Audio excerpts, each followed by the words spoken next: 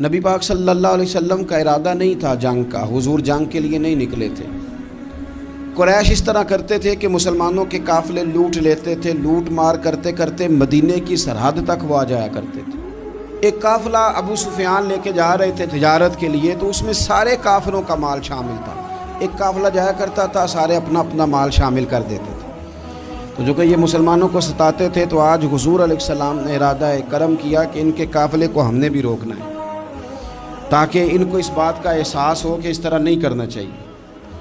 اس قافلے کے لیے نبی پاک صلی اللہ تعالی علیہ وسلم نکلے، جنگ کا تو ارادہ ہی نہیں تھا۔ 313 لوگ حضور کے ساتھ تھے، اور سواریوں کی تعداد اس طرح کی تھی کہ بعض اوقات ایک سواری پر 3 لوگ سوار تھے، تو 2 آدمی سوار ہوتے تھے، تیسرا پیدل چلتا تھا۔ اور قربان جائیں، حضور علیہ السلام کی مساوات کا یہ عالم تھا کہ نبی پاک تھے، حضرت مولا علی تھے اور جناب زید تھے۔ 2 سوار ہوتے تھے، ایک پیدل چلتا تھا۔ جب 2 غلاموں کے سوار ہونے کی باری تھی، آقا کے پیدل چلنے کی باری تھی، تو حضرت علی نے اور جناب زید نے عرض کی حضور آپ بیٹھ جائیں، ہم پیدل چلتے ہیں۔ حضور فرمانے لگے نہ تمہارے اندر طاقت زیادہ ہے اور نہ تمہیں ثواب کی ضرورت زیادہ ہے، مجھے اللہ نے طاقت بھی زیادہ دی ہے اور میں ثواب سے بھی مستغنی نہیں ہوں، لہذا تم اگر پیدل چل سکتے ہو تو میں بھی پیدل چلوں گا میں بھی پیدل۔ یہ چیز مساوات پیدا کرتی ہے۔ حضور اس طرح جا رہے تھے۔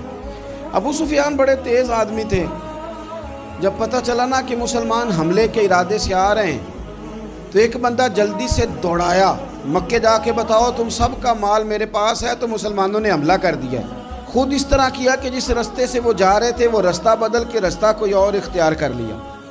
قافلہ بھی بچ کے نکل گیا۔ اہل عرب کا طریقہ تھا ایمرجنسی اعلان کرنے کا، ہمارے ہاں بھی طریقہ ہے بریکنگ نیوز، ہے نا جی، چور آ گیا، پھر وہ کئی دفعہ صحیح بھی آتا ہے تو لوگ یقین نہیں کرتے۔ ہر شے کی تو بریکنگ نیوز ہے، اور کھولیں تو بیچ میں سے کچھ بھی نہیں نکلتا، نیری نیوز بھی نہیں نکلتی، بریکنگ کیا نکلنی ہوتی ہے۔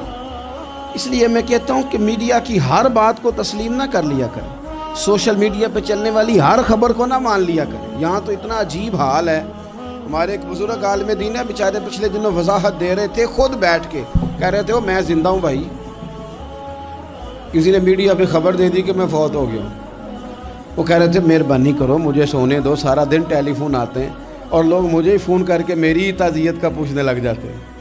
تو اس طرح نہ کریں، کیا صرف تھوڑا سا میڈیا چلانے کے لیے جھوٹ بولا جائے گا؟ بہرحال انہوں نے جو بندہ بھیجا تو بریکنگ نیوز کا وہاں بھی ایک طریقہ تھا، اونٹ کے کان ناک کاٹ دیتے تھے، اپنے کپڑے پھاڑ لیتے تھے۔ اب اونٹ بڑے زور سے چلاتا تھا، جب اس کا ناک کٹ جاتا تھا، اونٹ چلاتا تو لوگ گھروں سے نکل آتے۔ اب وہ جو بندہ ابو سفیان نے بھیجا تھا، اس نے جا کے اپنے اونٹ کے ناک کان کاٹ دیے، لوگ دوڑے باہر نکلے، پوچھا کیا ہوا، تو اس نے کہا نکلو تمہارا تو مال سارا لوٹنے لگے مسلمان۔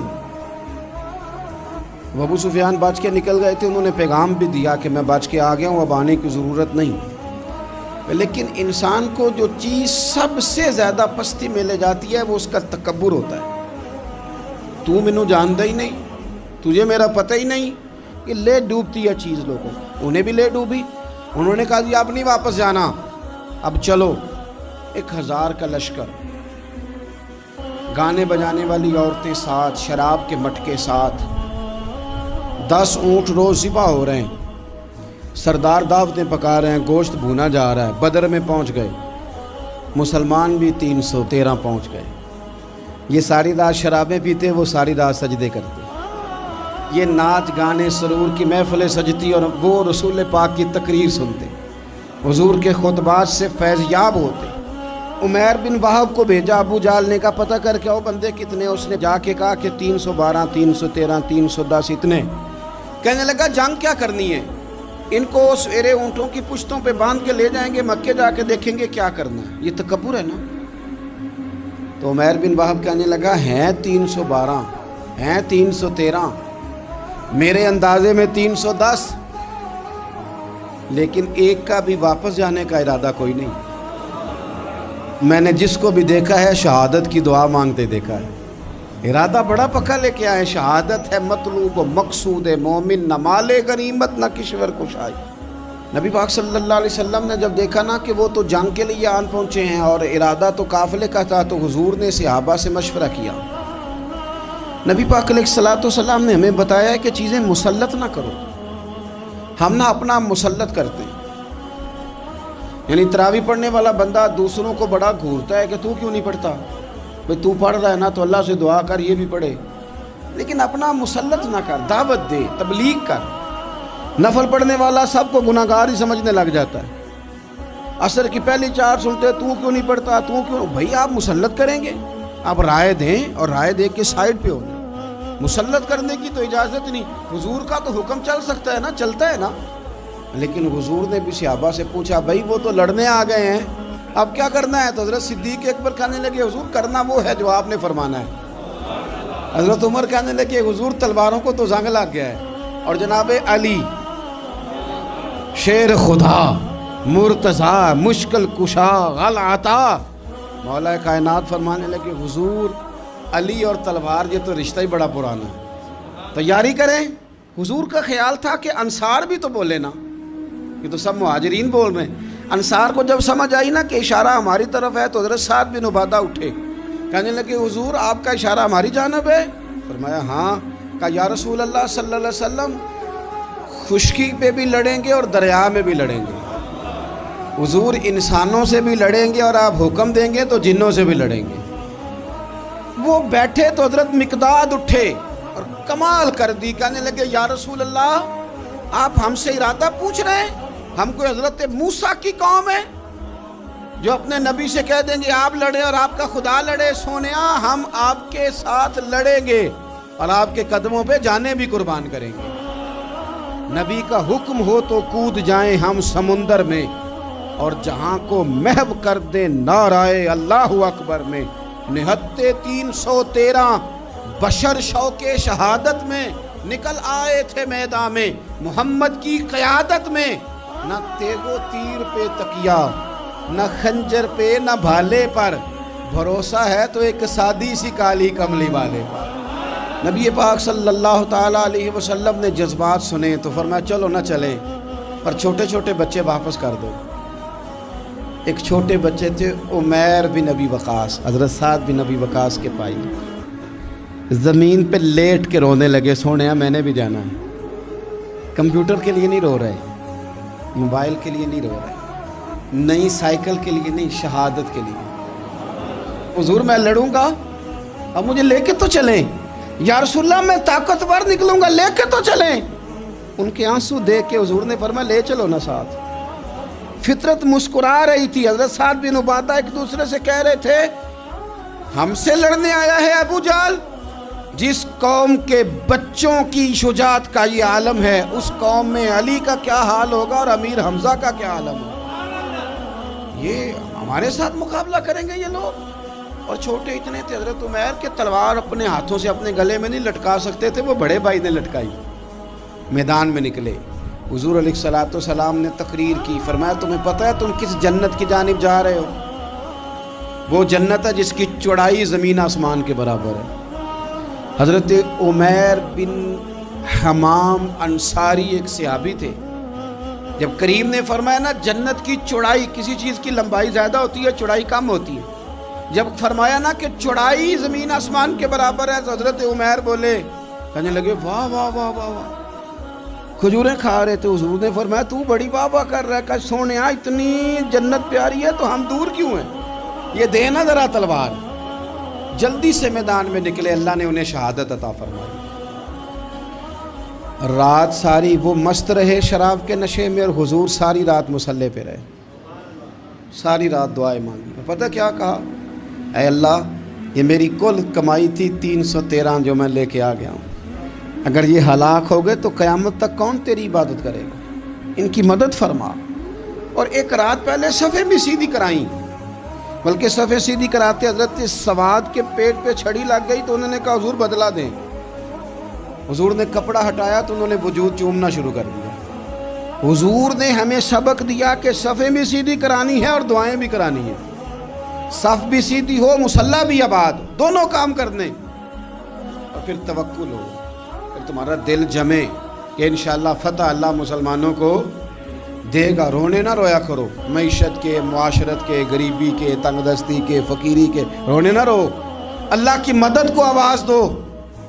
ہم نے وہ لوگ بھی دیکھے ہیں بیچارے جو نہ اسلامی معیشت پہ بات کرتے ہیں, نہ معاشرت پہ, نہ اخلاقیات پہ, اور جب بھی بات کریں گے کہیں گے حضور کو تو علم ہی کوئی نہیں تھا, قاری کچھ نہیں سکتے, مجبور محض تھے معاذ.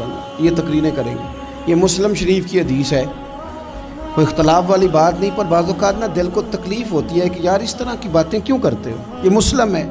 حضرت انس بن مالک فرماتے ہیں ایک رات پہلے حضور نے چھڑی پکڑی اور میدان بدر میں جا کے فرمایا, لکیر کھینچ کے فرمایا یہاں ابو جہل مرے گا, یہاں عتبہ مرے گا, یہاں شیبہ, یہاں ولید مرے گا. حضور نے لکیریں کھینچی. فرماتے ہیں باقی لوگ جنگ لڑ رہے تھے اور میں چپ کے لکیریں بھی دیکھ رہا تھا کہ حضور نے لگائی تھی. فرماتے ہیں اللہ کی عزت کی قسم کوئی کافر 1 انچ بھی ادھر ادھر نہیں ہوا, جہاں نبی پاک نے لکیر لگا دی تھی وہیں مرا ہے. یہ شان اللہ نے حضور کو دی ہے, حضور کے علم مبارک کا یہ کمال ہے. نہ اس طرح کی باتیں کریں جس سے امت تقسیم ہو. سویرے جنگ شروع ہوئی, صبح 3 کافر میدان میں نکلے, عتبہ, شیبہ اور ولید. 3 انصاری مسلمانوں کی جانب سے مقابلے میں نکلے, لیکن وہ تکبر جو ہوتا ہے نا وہ جان چھوڑتا نہیں. تو ولید کہنے لگا, عتبہ شیبہ کہنے لگے ہم نے نہیں ان سے لڑنا, یہ تو ہمارے پائے کے ہی نہیں, کوئی قریش میں سے بھیجو, قریش میں سے. آپ نے کون سا ناراض ہونا ہے, ویسے چودھریوں کے بچے, سیٹھوں کے بچے کچھ بھی نہیں کر پاتے, کیونکہ ساری زندگی لوگ چودھری صاحب کہہ کے دماغ ہی نہیں ٹھیک ہونے دیتے, وہ رہ جاتا ہے کام سے ہی. میرے حضرت صاحب فرمایا کرتے تھے, میرے استاد جی, کسی گھر میں علم چلا جائے تو کئی دفعہ نکل آتا ہے, لیکن کسی گھر میں پیری مریدی چلی جائے وہ نہیں نکلتی, کیونکہ پیر کا بیٹا جس طرح کا بھی ہو لوگ پیر مان ہی لیتے ہیں. اور اسی طرح کسی گھر میں چودراہٹ چلی جائے تو وہ بھی باہر نہیں آتی. بچوں کو لوگ چودھری کہہ دیتے ہیں, اس بیچارے کا بھی دماغ خراب ہوتا ہے, کچھ کر ہی نہیں پاتا. یہ چودراہٹ ہر جگہ مصیبت کھڑی کرتی ہے الا ماشاءاللہ. ولید کہنے لگا ہم نے نہیں لڑنا, یہ ہمارے پائے کے بندے پہ جو انصاریوں سے لڑے. تو فطرت مسکرا کے کہہ رہی تھی لگتا ہے تمہارا جلدی مرنے کا ارادہ ہے. ٹھیک ہے. پھر نبی کریم نے فرمایا ٹھیک ہو گیا, چلو. ابو عبیدہ بن جراح اٹھے, حضرت عبیدہ اٹھے. حضور نے فرمایا اب اللہ کا شہر امیر حمزہ اٹھے. حضرت امیر حمزہ اٹھے. تیسرے نمبر پہ حضور نے فرمایا یا علی یکم, علی اٹھنا جار ذرا, نکلنا میدان میں. دیواریں ہلتی رہتی ہیں اور در کانپ جاتا ہے. علی کا نام سن کے اب بھی خیبر کانپ جاتا ہے. حضرت علی شیر خدا رضی اللہ تعالیٰ, مولا کائنات اٹھے, حضرت امیر حمزہ اٹھے, حضرت عبیدہ اٹھے. عتبہ کے مقابلے میں گئے, حضرت امیر حمزہ قتل کیا اپنے دشمن کو. شیبہ کے مقابلے میں گئے حضرت عبیدہ, لیکن حضرت عبیدہ بوڑھے تھے, اس نے ان پہ حملہ کیا, ان کا پیر کاٹ دیا. حضرت علی نکلے ولید کے مقابلے میں, 2 ہی ضربیں لگائیں, ولید کا سر کاٹ کے حضرت عبیدہ کی مدد کو بھی پہنچ گئے حضرت علی, اس کو بھی قتل کیا. پھر حضرت عبیدہ کو اپنے کندھوں پہ اٹھایا, نبی پاک کی بارگاہ میں لائے. انہوں نے حضور کے قدموں کو چوم کے کہا حضور مجھے شہادت ملی کہ نہیں ملی؟ نبی پاک نے فرمایا رب نے تمہیں شہادت کا درجہ دے دیا. اب میدان میں جہاد شروع ہوا, لڑائی شروع ہوئی, لوگ نکلے. حضرت زبیر بن عوام بھی برچھی لے کے. ایک کافر نکلا, آس اس کا نام تھا, وہ سارا لوہے کا لباس پہن کے آ گیا, صرف آنکھیں نظر آ رہی, بڑے مسلمانوں کو زخمی کر رہا تھا. اب کیسے لڑیں اس کے خلاف؟ تو حضرت زبیر بن عوام کے ہاتھ میں برچھی تھی, بس آنکھیں نظر, اتنی زور سے اللہ اکبر کہہ کے برچھی ماری نا کہ اس کا آپ نے گلا ہی کاٹ کے رکھ دیا. ہر چیز اس کے دماغ سے باہر نکل آئی, زمین پہ تڑپا. وہ برچھی اتنی پسند آئی نبی پاک کو. حضور کو صرف تسبیح پسند نہیں آتی, برچھی بھی پسند آتی. حضور کو صرف تلاوت والا مومن نہیں, جہاد والا بھی پسند آتا ہے. اصل پتہ مسئلہ کیا ہے کہ مسلمان نا ایک چیز دیتے ہیں پھر اسی کا شکار اور دوسری کو چھوڑ دیتے ہیں. دین ہمہ پہلو ہے, آپ سجدے کی بات بھی کریں, جہاد کی بھی کریں, دونوں دین ہیں. اور یہ یاد رکھیں کہ اسی سے مسلمان مضبوط ہوتا ہے. حضور کو برچھی اتنی پسند آئی کہ آپ کو بخاری میں ملے گا, نبی پاک نے برچھی لے کے بطور یادگار کے اپنے پاس رکھ لی. پھر وہ برچی حضرت صدیق اکبر کے پاس رہی، پھر وہ برچی حضرت عمر کے پاس رہی، پھر حضرت عثمان کے پاس رہی، پھر مولا علی کے پاس رہی۔ میں ان لوگوں کو کیا کہوں جنہوں نے مکے مدینے میں نبی پاک کی یادیں مٹا دی ہیں۔ سونے نے تو صحابہ کی یادگار تلواریں بھی سنبھال کے رکھی، اور تم نے حضور نے جس کنویں سے پانی پیا تھا وہ کنواں ختم کر دیا، تم نے جہاں حضور نے غسل کیا تھا وہ جگہ ختم کر دی۔ کیا بات کرتے ہو صاحب، وہ جگہیں تو ہمارے لیے چومنے کے لائق تھیں اور آنے والی نسل کو وہاں عقیدت کے پھول برسانے تھے۔ تم نے کیا سلوک کیا؟ جنگ آگے بڑھی، تلواریں چمکی، 2 چھوٹے بچے۔ او نوجوانوں، خدا را واپس لوٹو اپنے دین کی طرف۔ 2 چھوٹے بچے، اور یہ اس طرح کے لفظ ہیں، مجھے کہہ لینے دو وہ دیسی تھے، مجھے کہہ لینے دو پینڈو تھے۔ وہ 2 بچے آ کے حضرت عبد الرحمن ابن عوف سے پوچھتے ہیں، کہتے ہیں چاچا جی ابو جہل کدھر ہے؟ یہ لفظ ہیں حدیث میں، چاچا جی، چاچو کدھر ہے ابو جہل؟ تو کہتے ہیں میں نے ہاسکے کا پتر، تم نے کیا کہنا ہے؟ تو چھوٹے والے کو باتیں بھی صحیح نہیں کرنے آتی تھی، کہنے لگا چاچا اسے مارنا ہے۔ کہا کیوں مارنا ہے؟ کہا اس لیے کہ ہم نے سنا ہے وہ ہمارے نبی کو برا کہتا ہے معاذ اللہ۔ کہا تم اگر نام مار سکے تو چھوٹا کہہ رہا ہے، کہتا نام مار سکے تو مریں گے تو صحیح نا حضور کے نام پہ۔ حفیظ جلندری کہتے ہیں وہ کہہ رہا تھا مریں گے یا ماریں گے اس ناری کو، سنا ہے گالیاں دیتا ہے وہ محبوب باری کو، معاذ اللہ حضور کو برا کہتا ہے۔ میدان میں آئے دونوں، زور زور سے تلواریں ماری، گھوڑے سے گرا لیا ابو جہل کو۔ حضرت معاذ جو تھے بڑے والے، ان کا بازو کٹ گیا، تھوڑا سا گوشت سا لٹک رہا تھا۔ یہ نرم و نازک بچے ہمارے، یہ میدانوں میں کام کریں گے؟ جن کو تھکاوٹ ہوتی ہے، جو پیناڈال کی گولی کھا کے سوتے ہیں رات کو۔ بازو لٹک رہا تھا، حضرت معاذ نے اس پر اپنا پیر رکھا، جھٹکا دے کے اتار دیا۔ حضرت عبداللہ ابن مسعود کو کہا، انہوں نے گردن کاٹ دی ابو جہل کی۔ دونوں تلواریں لے کے حضور کے پاس گئے۔ چھوٹا کہتا ہے حضور میں نے مارا ہے، بڑا کہتا ہے حضور میں نے مارا ہے۔ کہتا ہے نہیں تو پیچھے تھا، میں نے مارا ہے۔ وہ کہتے نہیں تو بعد میں آیا تھا، میں نے مارا ہے۔ فرمایا تلواریں دکھاؤ نا۔ جب تلواریں دکھائیں تو حضور فرمانے لگے تم دونوں نہیں مارا ہے، برابر کا ثواب ہے۔ جس کا بازو کٹا تھا کریم رسول نے فرمایا ادھر لا نا بازو۔ وہ بازو لائے، حضور نے اسی جگہ رکھ کے نا دوبارہ لعاب دہن لگایا۔ حضرت معاذ حضرت عثمان غنی کے زمانے تک موجود رہے۔ فرماتے ہیں کٹنے سے پہلے طاقت کم تھی، جب حضور نے جوڑا ہے تو طاقت پہلے سے زیادہ ہو گئی ہے، پہلے سے زیادہ ہو گئی ہے طاقت۔ کہتے ہیں کہ نبی پاک سید عالم صلی اللہ علیہ وسلم کی خدمت میں حضرت عکاشہ آئے، کہنے لگے سونیا میرے جذبات کنٹرول میں نہیں آ رہے، میں ان بے ایمانوں کے گلے کاٹوں گا، پر میرے پاس تلوار ہی کوئی نہیں، کوئی تلوار ہو تو ماروں نا۔ ایک درخت کی جڑ تھی، ٹہنی تھی، حضور نے یوں کر کے کھینچی، فرمایا یہ لینا تلوار۔ کہتے ہیں وہ حضور کے ہاتھوں میں ٹہنی تھی، میرے ہاتھوں میں آتی گئی اور تلوار بنتی گئی۔ پھر اس سے کافر کاٹے حضور کے معجزات۔ 5000 فرشتہ بھیجا اللہ نے جنگ بدر میں۔ کتنے؟